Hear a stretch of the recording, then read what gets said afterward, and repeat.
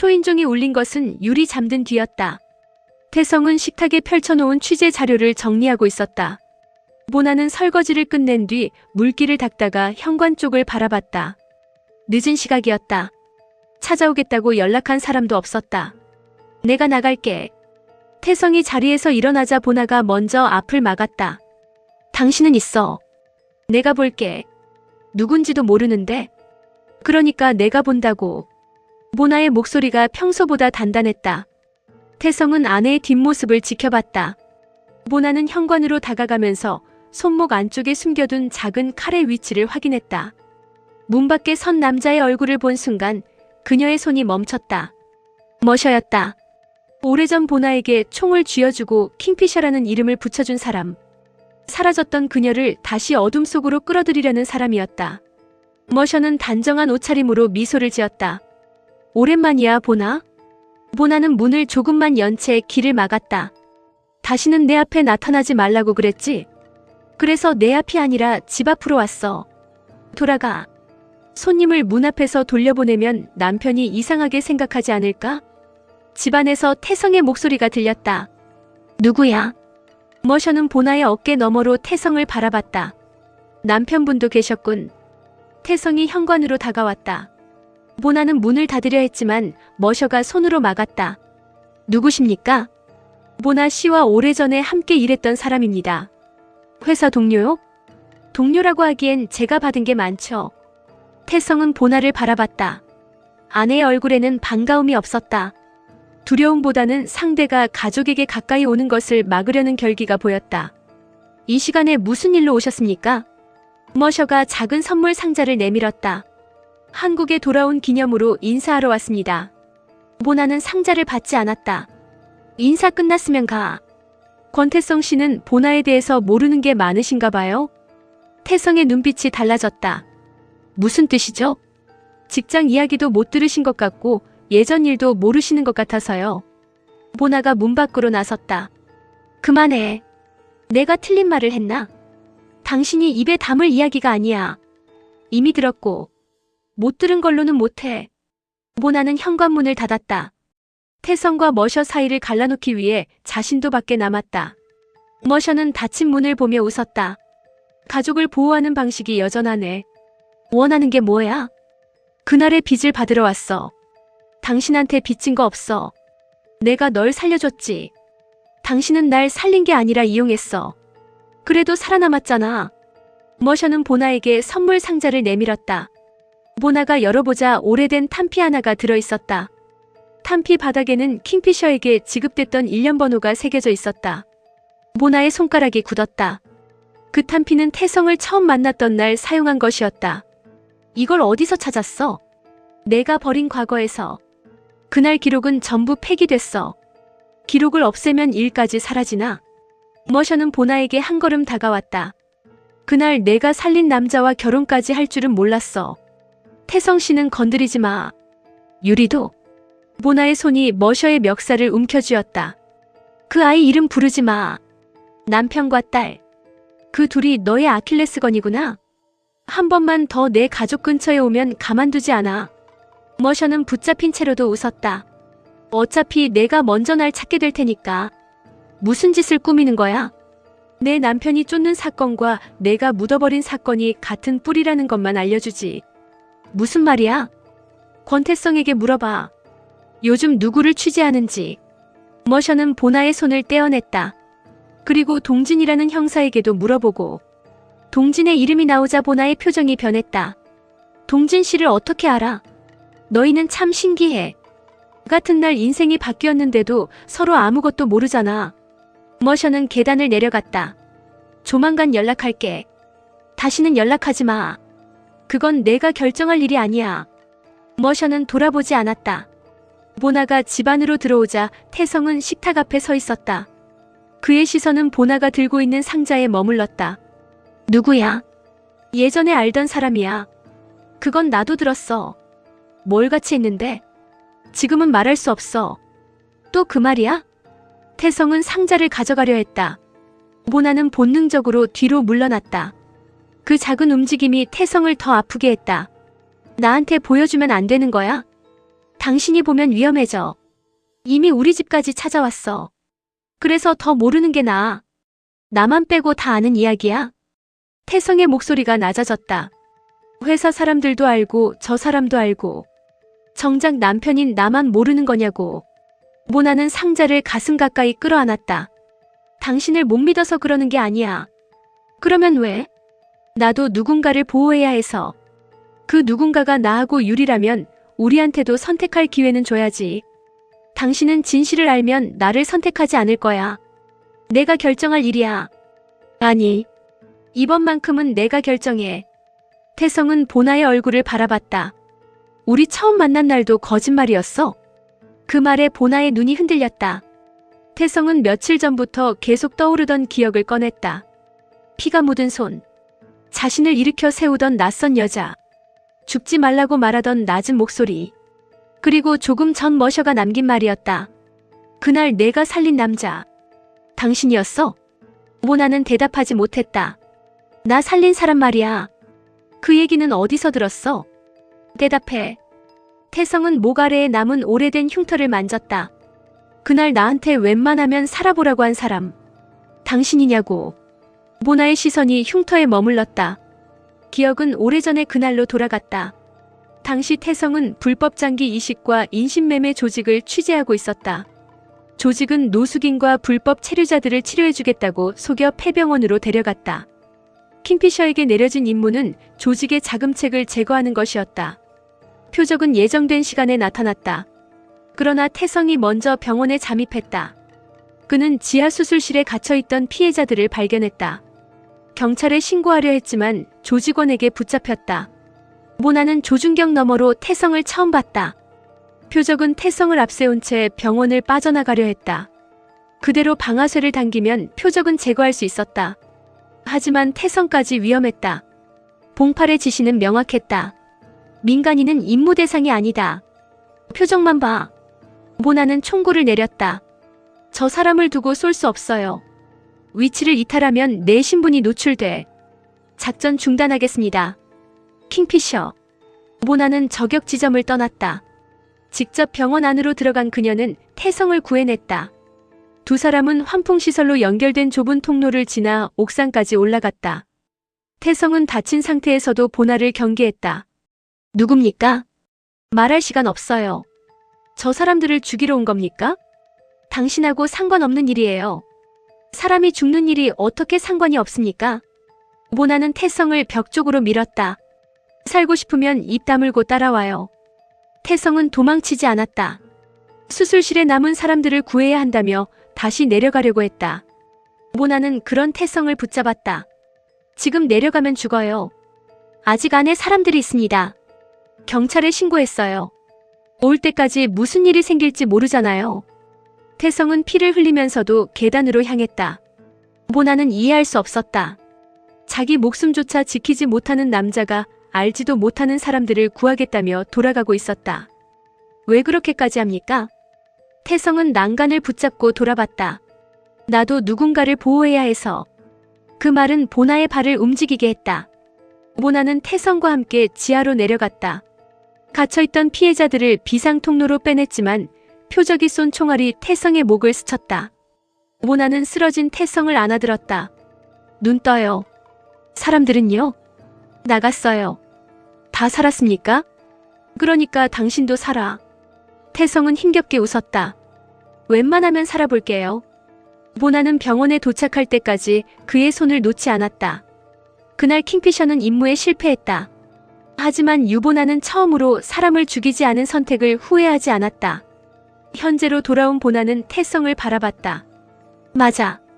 태성의 입술이 굳었다. 내가 당신을 살렸어.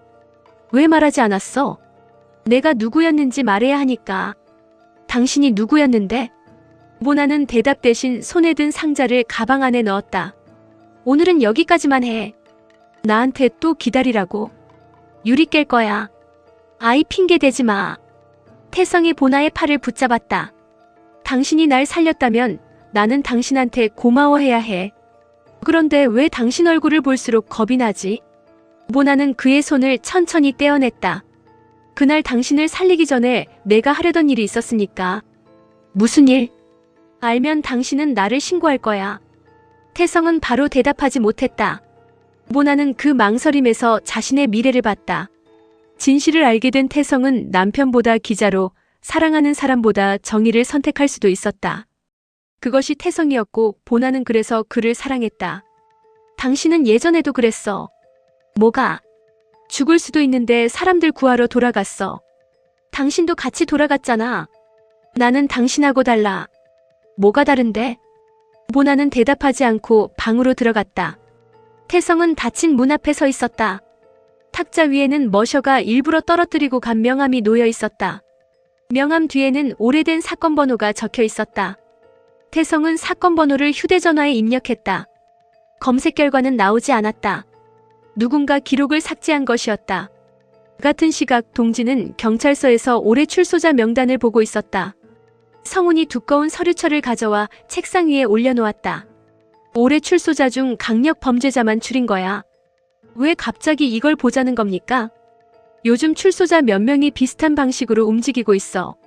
직업도 다르고 연고도 없는데 같은 사람에게 돈을 받았어. 누구한테요? 아직 확인 중이야. 동진은 명단을 넘겼다. 살인, 강도, 납치 전력이 있는 출소자들의 사진이 이어졌다. 동진의 손이 한 장에서 멈췄다. 사진 속 남자는 수감 전과 달리 머리가 짧아지고 얼굴이 야위어 있었다. 그러나 눈빛은 그대로였다. 한상철. 15년 전 동진의 아버지를 죽이고 어린 동진까지 해치려 했던 남자였다. 성훈이 낮은 목소리로 말했다. 동진아, 그 새끼 풀려났다. 동진은 서류를 집어들었다. 언제요?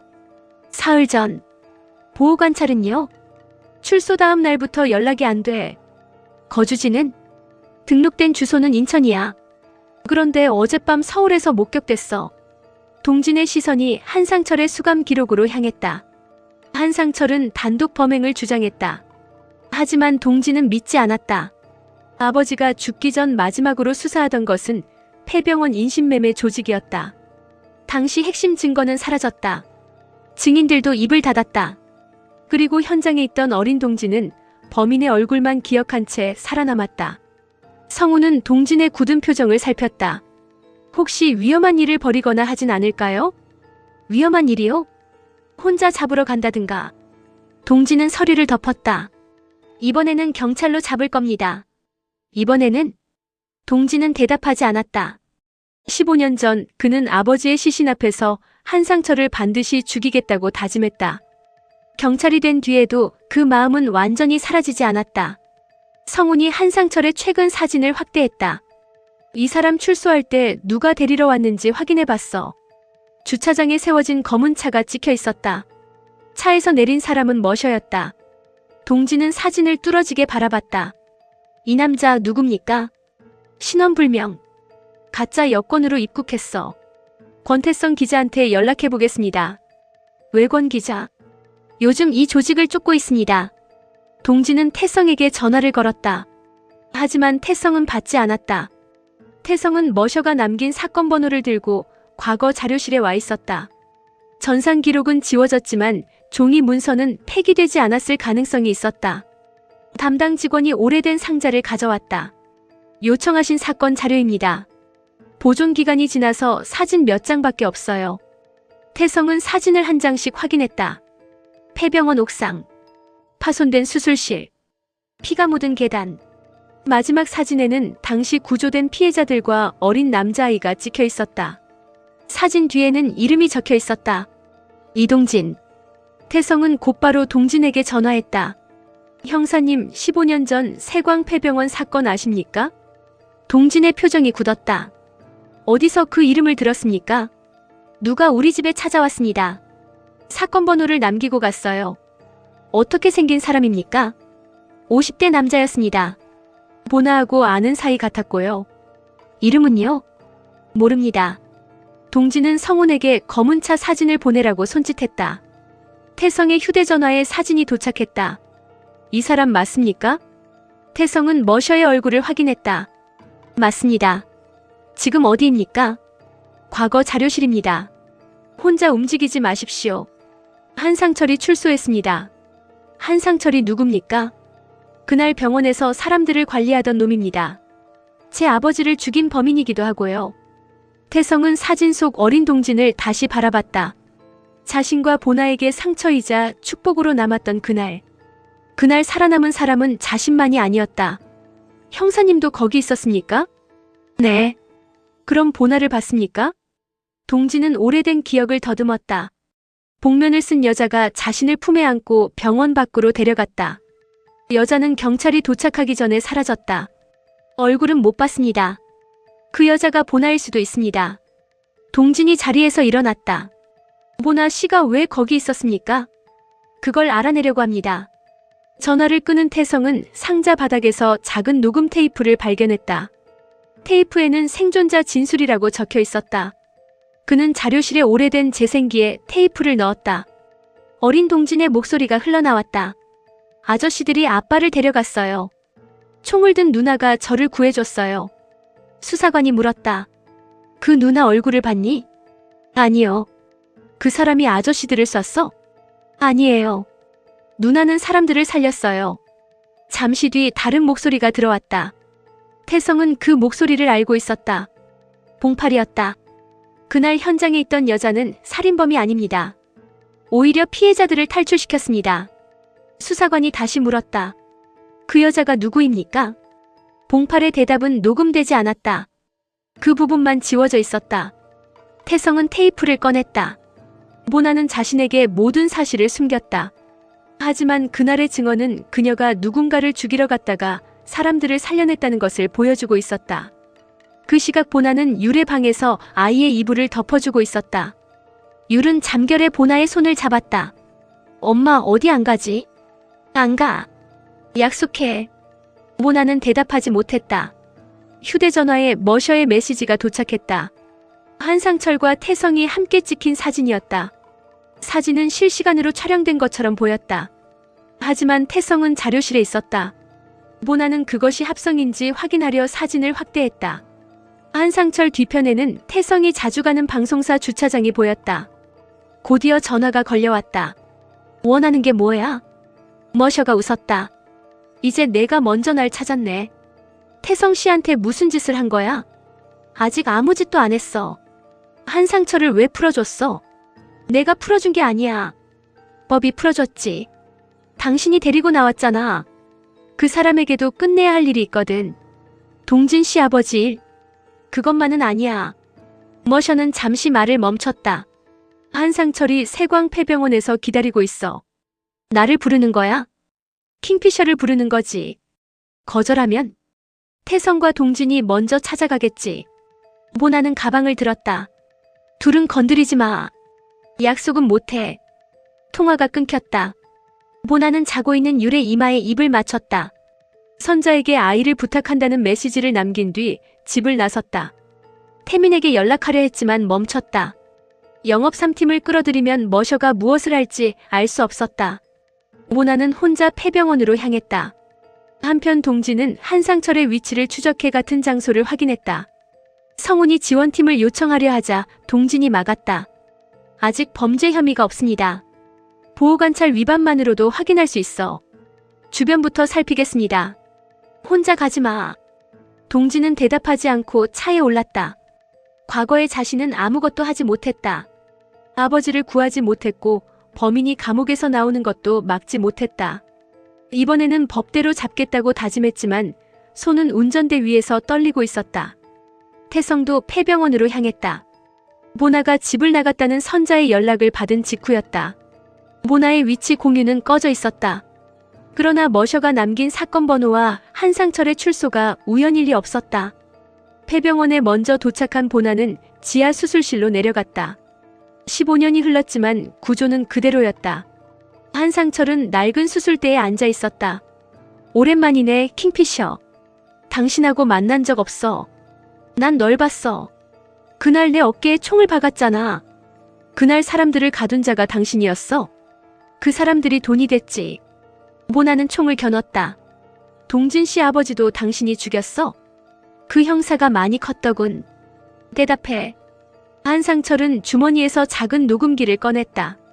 내가 진짜 알고 싶은 건 따로 있잖아. 무슨 말이지? 권태성을 쏜 총. 그게 누구 총이었는지 모나의 손가락이 멈췄다. 그날 태성을 다치게 한 총알은 표적이 쏜 것으로 처리됐다. 하지만 현장에서 회수된 탄두는 사라졌다. 한상철은 녹음기를 바닥에 내려놓았다. 내가 쐈어. 거짓말하지 마. 태성을 살리려고 표적을 쐈는데 총알이 철문에 맞고 튀었지. 그 파편이 태성 목을 스쳤어. 모나는 기억을 되짚었다. 자신은 분명 표적에 손을 겨눴다. 총알이 어디로 갔는지는 확인하지 못했다. 그래서 머셔가 기록을 지웠군. 킹피셔가 민간인을 다치게 했다는 사실이 드러나면 상품 가치가 떨어지니까. 날 흔들려고 만든 이야기야. 그럼 확인해봐. 한상철은 다른 서류를 던졌다. 당시 태성의 수술 기록이었다. 목에서 제거한 파편의 성분이 킹피셔의 특수탄과 일치한다고 적혀 있었다. 모나의 총구가 조금 내려갔다. 그 사이 한상철이 품에서 칼을 꺼내 달려들었다.